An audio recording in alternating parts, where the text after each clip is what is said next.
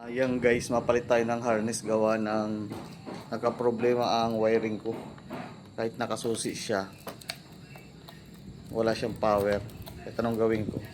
Hindi, mapalit tayo ng isang buo. Ito siya, nabili ko siya sa Indonesia.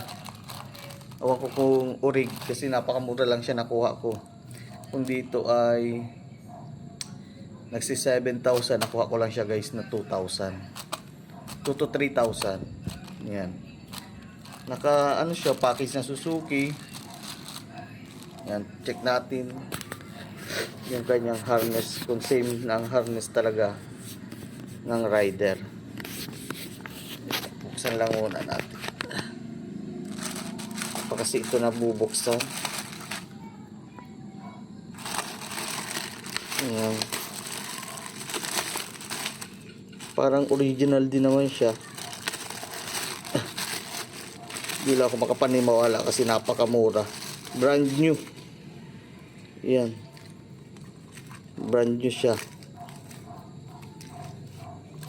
Nung mabili ko. Yan, halos kumpleto din ang mga socket. At almost 10 years na din kasi ang ating rider.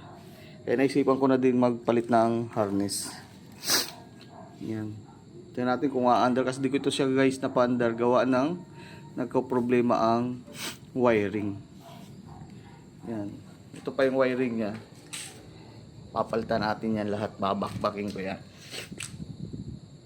Hindi ko na guys siya ipapakita kasi wala mahawak sa ating cellphone.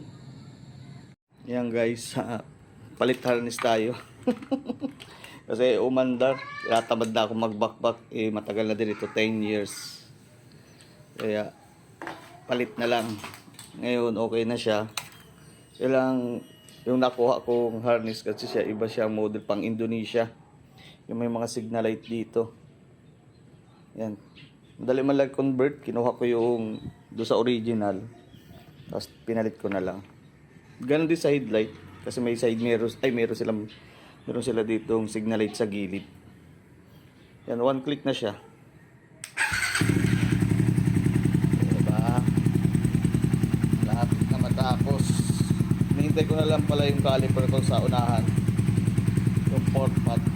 Yung toe pad. Assemble ko na yun ngayon. Yan. Dami pang gawain. Sakit sa ulo.